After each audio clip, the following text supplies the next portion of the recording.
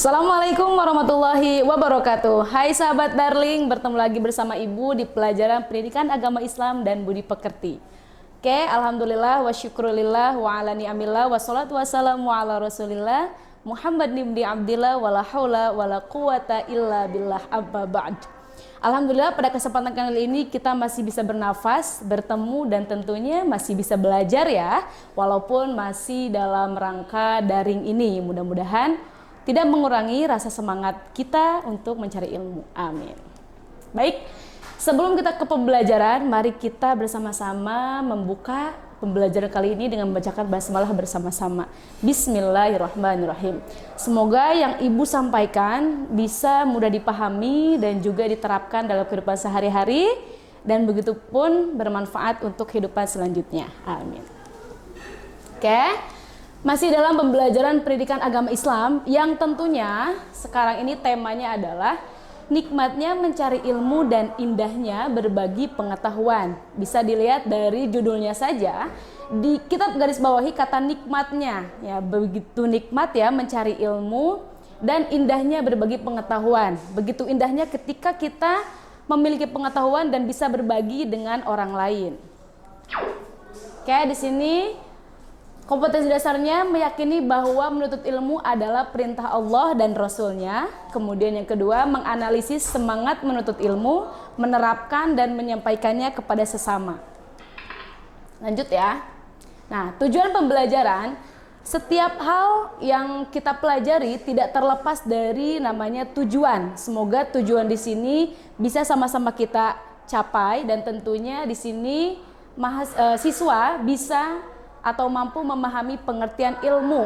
Nah, di sini nanti ada beberapa pengertian ilmu menurut Kamus Besar Bahasa Indonesia, menurut bahasa dan istilah, dan mudah-mudahan nanti siswa mampu memahami pengertian ilmu itu sendiri. Selanjutnya, siswa mampu menerapkan syarat-syarat mencari ilmu. Nah, semoga nanti setelah pembelajaran kali ini, siswa itu bisa menerapkan syarat-syarat yang seharusnya dimiliki oleh seorang yang mencari ilmu, ya. Selanjutnya, siswa mampu merasakan manfaat memiliki ilmu. Nah, ini sebenarnya tujuan yang harus kita miliki semuanya, dan begitupun dari siswa merasakan manfaat memiliki ilmu itu sendiri. Selanjutnya, siswa mampu membaca dalil Al-Quran dan hadis dengan benar. Nah, tentunya di sini membaca Al-Quran itu sangat diharapkan dengan baik dan benar, sesuai dengan tujuan yang selanjutnya, yaitu mengetahui hukum bacaan ayat. Nah, ketika dihadirkan bacaan Al-Quran, tentu saja di sana ada hukum bacaan ayat yang terkandung di dalamnya. Yang terakhir, yakni siswa mampu menghafal dalil Al-Quran dan juga hadis. Nah, ketika kita atau siswa sudah bisa membaca Al-Quran dengan baik dan benar, begitupun sudah sesuai dengan hukum bacaannya, dan tujuan terakhirnya itu bisa menghafal dalil Al-Quran dan hadis dengan lancar, baik dan benar. Oke, mahu al-ilm, apa sih ilmu itu? Ilmu itu apa sih? Oke, kita bareng-bareng simak ya. Oke, yang pertama, ilmu secara bahasa, nah berasal dari al-lughah al-arabiyah atau kita sebutnya dari bahasa Arab, yakni alima ya'lamu ilman, yang artinya mengetahui. Kalau kita belajar ilmu nahwu shorof, di sana kita mempelajari perubahan kata, kemudian perubahan harokat dan perubahan harokat akhir katanya. Jika kita lihat dari kata alima ya'lamu ini termasuk ke dalam bab sulasi mujarrad, bab yang keempat, yang rumusnya itu adalah dikasrohkan ain fi'il pada fi'il madinya dan difathahkan ain fi'il pada fi'il mudhari'nya. Jadi alima ya'lamu ilman, begitu, yang artinya mengetahui. Selanjutnya, ilmu berasal dari bahasa Latin, yaitu science, yang artinya tahu, mengetahui dan memahami. Kemudian tidak hanya dari bahasa saja, menurut Kamus Besar Bahasa Indonesia pun, ilmu adalah pengetahuan tentang suatu bidang yang disusun secara bersistem menurut metode tertentu, yang dapat digunakan untuk menerangkan gejala tertentu di bidang pengetahuan itu. Nah, ini saling berkesinambungan ya, antara menurut bahasa yaitu mengetahui, kemudian ditambahkan dari KBBI, yaitu pengetahuan tentang suatu bidang. Nah, sekarang kita lihat menurut istilahnya. Ilmu adalah bentuk pengetahuan. Ingat ya, bentuk pengetahuan tentang sesuatu yang datang dari Allah. Tidak terlepas ya, karena kita sebagai manusia diberikan akal untuk berpikir dan itu datangnya dari Allah. Oke? Yang mana ilmu tersebut diturunkan kepada para nabi dan rasul serta alam yang diciptakannya termasuk kita sebagai manusia, atau pengetahuan yang sistematis dan bersifat ilmiah. Oke, dilihat kembali ya. Secara bahasa mengetahui, kemudian secara KBBI pengetahuan tentang suatu bidang, dan secara istilahnya ilmu adalah bentuk pengetahuan tentang sesuatu yang datang dari Allah. Ingat ya, dari secara bahasa, KBBI dan istilah saling berkesinambungan. Bisa diserap ya. Oke, lanjut. Yuk diingat kembali apa sih yang dimaksud dengan ilmu? Oke, masih terbayang tadi ya di slide sebelumnya bahwa ilmu itu adalah mengetahui, ditambahkan dari KBBI yaitu ilmu pengetahuan, dan secara istilahnya pengetahuan yang datang dari Allah. Oke, dalil Al-Quran dan hadis tentang ilmu. Lagi-lagi, setiap permasalahan apapun itu tidak terlepas dari dalil Al-Quran dan hadis. Oke, kita langsung mulai. Yakni dalil Al-Quran surat Al-Mujadalah ayat 11. Oke, kita baca bareng-bareng ya. A'udzu billahi minasyaitonir rajim. Bismillahirrahmanirrahim. Ya ayyuhalladzina amanu idza qila lakum tafassahu fil majalis fafsahu yafsahillahu lakum wa idza qila shuzu fanshuzu yarfa'illahu alladhina amanu minkum walladhina utul ilma darajat wallahu bima ta'maluna khabir. Oke, yang artinya, dan apabila dikatakan berdirilah kamu, maka berdirilah. Niscaya Allah akan mengangkat derajat orang-orang yang beriman di antaramu dan orang-orang yang diberi ilmu beberapa derajat. Dan Allah Maha teliti apa yang kamu kerjakan. Quran surat Al-Mujadalah ayat 11. Oke, masih yang tadi, ini tidak terlepas dari hukum bacaan ayat ini. Kita lihat di sini tadi ada kata ya ayyuha. Nah, ya-nya itu di sini ada benderanya ya. Ini menunjukkan panjangnya 5 harokat sampai 6 harokat, dinamakan mad jaiz munfasil. Yang alasannya itu karena mad tabi'i bertemu dengan hamzah dalam 2 kalimat. Artinya lafaz ya dengan ayyuha itu sudah berbeda kalimat. Oke, selanjutnya ada kata allazina. Di sana dihukumi adalah mad tabi'i yang sebabnya ada huruf iya sebelumnya kasroh. Di sini bisa lihat ya, allazina sebelum iya itu berharokat kasroh. Kemudian iza ada mad tabi'i lagi karena sebabnya ada huruf alif sebelumnya fathah. Kemudian lakum tafassahu, di sana idhar syafawi karena ada huruf mim bertemu dengan selain huruf mim dan ba, dihukumi idhar syafawi.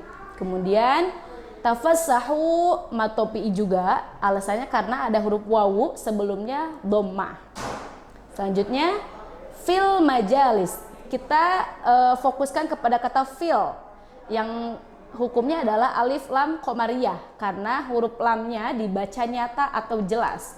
Fil majalis. Kemudian yafsahillahu, di sini kita fokuskan kepada lafaz Allah sebelumnya berharokat kasroh, maka dihukumi tarkik, artinya dibaca tipis ya. Ada lafaz Allah sebelumnya berharokat kasroh, jadi tidak dibaca yafsahillah, tidak, tapi dibaca yafsahillah karena sebelum lafaz Allah berharokat kasroh. Berbeda ketika ada lafaz Allah sebelumnya berharokat dhammah, maka dibaca tafhim yang artinya tebal. Misalkan lafaznya hullah atau berharokat fathah, misalkan haullah. Tapi ketika ada lafaz Allah sebelumnya kasroh, maka harus dibaca tarkik atau tipis. Kemudian qila syuzu. Nah, di sini ada dua hukum ya. Yang pertama qi yaitu mad tabi'i karena seperti yang tadi ya, ada iya mati sebelumnya berharokat kasroh. Kemudian selanjutnya qila. Nah, qila syuzu ada nun mati bertemu dengan sya yang artinya ikhfa. Nah, huruf ikhfa ada berapa, masih inget gak? Oke, huruf ikhfa ada 15 ya. Kemudian selanjutnya ta'maluna khabir. Di sana juga ada dua hukum. Yang pertama ta'malu yaitu mad tabi'i. Ada wawu sukun sebelumnya berharokat dhammah. Dan kata khabir yaitu mad arid li sukun karena mad tabi'i di akhir kalimat atau di waqaf. Itu ya. Kemudian selanjutnya di sini ada dalil hadis. Nah, sebenarnya banyak banget hadis yang mengatakan tentang ilmu, tapi di sini kita hanya diambil beberapa saja. Yang pertama adalah thalabul ilmi fardhatun ala kulli muslim, yang artinya menuntut ilmu adalah kewajiban bagi setiap muslim. Ini hadisnya sahih ya, dari hadis riwayat Ibnu Majah nomor 224, bisa dilihat di kitabnya. Tapi ada juga riwayat yang mengatakan bahwa di konteks kalimat ini tidak hanya sampai muslim, tetapi thalabul ilmi fardhatun ala kulli muslimin wa muslimah, sama saja. Kemudian selanjutnya, idza matal insan in qata'a amaluhu illa min salasatin min shadaqatin jariyatin, kemudian wa ilmin yuntafa'u bihi wa waladin shalihin yad'ulah.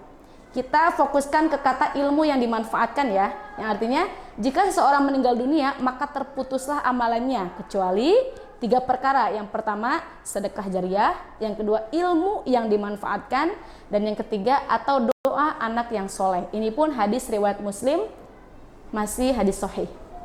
Kemudian yang terakhir tentang dalil hadis ini, man salaka thariqan yaltamisu fihi ilman sahalallahu lahu bihi thariqan ilal jannah. Yang artinya barang siapa yang menempuh jalan dalam rangka menuntut ilmu, maka Allah akan memudahkan baginya jalan menuju surga. Ini hadis tentang ilmu ya. Sebenarnya banyak banget hadis yang menerangkan tentang ilmu, tapi di sini kita ambil cukup 3 saja. Selanjutnya, di sini ada syarat-syarat mencari ilmu. Nah, kita sebagai pelajar sebenarnya sudah belum sih memiliki syarat itu? Nah, di sini Ibu ambil referensi dari kitab Ta'limu Ta'alim yang karangan Imam Al-Jarnuzi. Bisa kalian lihat di kitabnya langsung ya. Nah, di sini berbentuk syair.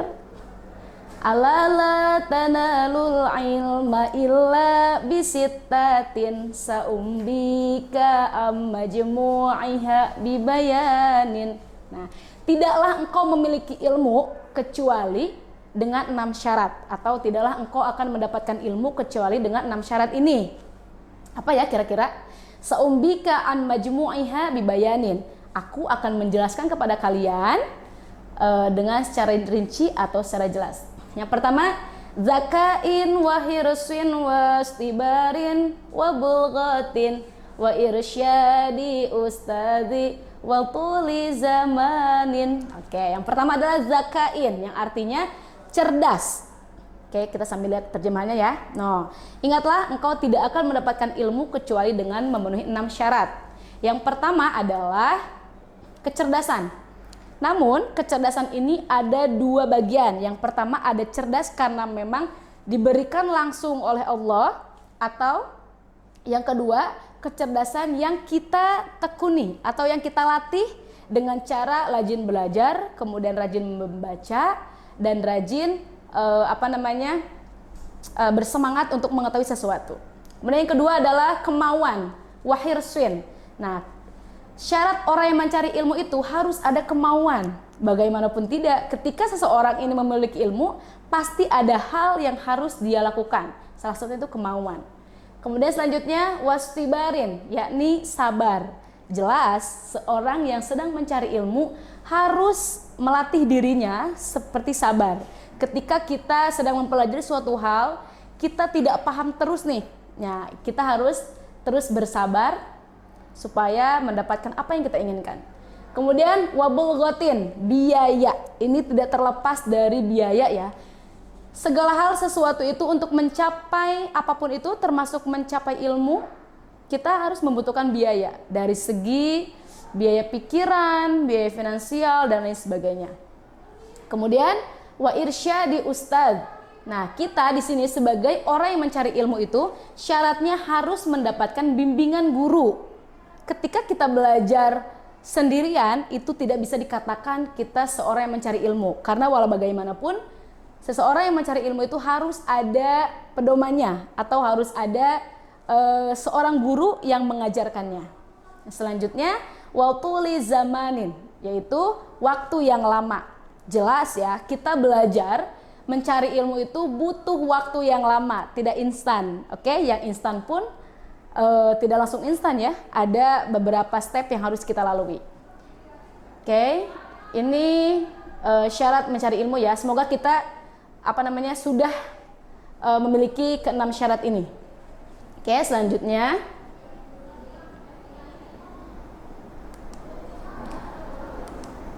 di sini manfaat orang yang memiliki ilmu. Jelas sangat banyak sebenarnya ya. Orang yang memiliki ilmu itu yang pertama adalah diangkat derajatnya. Kata siapa sih? Oke, di sini ada dalil Al-Qur'an yang mengatakan bahwa ketika orang yang memiliki ilmu itu akan diangkat derajatnya.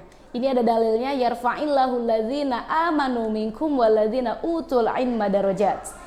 Oke, yang selanjutnya yakni dimudahkan jalannya menuju surga. Tadi pun ada landasan hukumnya dari hadis, man salaka tariqan yaltamisu fihi ilman sahalallahu lahu tariqan ilal jannah. Oke.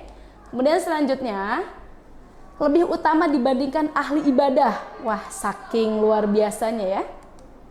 Nah, ini keterangannya, fadlul alim 'alal 'abid ka fadlil qamar lailatal badri 'ala sairil kawakib. Kemudian dihargai banyak orang. Tentu saja ya, kita banyak menyaksikan orang yang memiliki ilmu itu dihargai banyak orang. Tidak mungkin orang yang berilmu disepelekan oleh banyak orang. Kemudian bermanfaat untuk orang banyak. Ini yang kita harapkan. Ketika kita memiliki ilmu pengetahuan dan kita bisa memanfaatkannya, maka bermanfaat pula untuk orang banyak. Selanjutnya, orang berilmu akan diberi kebaikan dunia dan akhirat. Ini dalilnya surat Al-Baqarah ayat 269, bisa dicek di Al-Quran masing-masing ya. Sebenarnya manfaat orang yang memiliki ilmu itu tidak hanya 6 poin ini, banyak sekali yang bisa dirasakan. Semoga kita bisa mendapatkan manfaat itu. Oke, di sini sebelum diakhiri, Ibu punya oleh-oleh ya, yang harus nanti kalian kerjakan dan juga kalian rancang. Yang pertama adalah setelah belajar materi tentang nikmatnya mencari ilmu dan indahnya berbagi pengetahuan, apa sih tanggapan kalian tentang kehidupan di dunia ini? Oke, tadi kan kita sudah belajar tentang nikmat mencari ilmu dan indahnya berbagi pengetahuan. Kira-kira tanggapan kalian tuh tentang kehidupan tuh seperti apa sih? Oke, yang kedua, sebagai pelajar, upaya apa yang akan kalian lakukan sebagai pelajar yang baik? Nah, ketika sudah belajar tentang nikmatnya mencari ilmu dan indahnya berbagi pengetahuan, kalian nih sebagai pelajar, upaya apa yang kalian lakukan untuk menjadi pelajar yang baik? Selanjutnya, resolusi apa yang akan kalian lakukan untuk kedepannya? Nah, setelah belajar tentang nikmatnya mencari ilmu dan indahnya berbagi pengetahuan. Oke, resolusinya mulai dirancang dari sekarang ya. Oke. Ini harapan bersama. Yang pertama adalah semoga Allah selalu menjaga keistiqomahan kita dalam mencari ilmu. Tentu saja ya. Dan selalu diberi kesabaran. Kemudian semoga Allah memberikan ilmu yang bermanfaat di dunia hingga mempermudah jalan menuju akhirat, yakni surga. Itu harapan kita bersama. Kemudian semoga Allah tetap menjadikan kami insan yang tetap rendah hati. Ada yang mengatakan bahwa ketika ada tingkat-tingkatan orang yang memiliki ilmu. Nah, orang yang memiliki ilmu baru sedikit itu biasanya dia sombong. Kemudian yang kedua, dia akan pokoknya tingkatan yang paling tinggi adalah dia akan merasa rendah hati sekalipun dia memiliki pengetahuan yang banyak. Semoga kita termasuk insan yang tetap rendah hati. Wassalamualaikum warahmatullahi wabarakatuh. Ibu cukupkan, semoga apa yang Ibu sampaikan mudah dipahami dan kita merasakan kemanfaatannya bersama-sama. Kita ucapkan alhamdulillahirabbil alamin. Salam jumpa sahabat daring.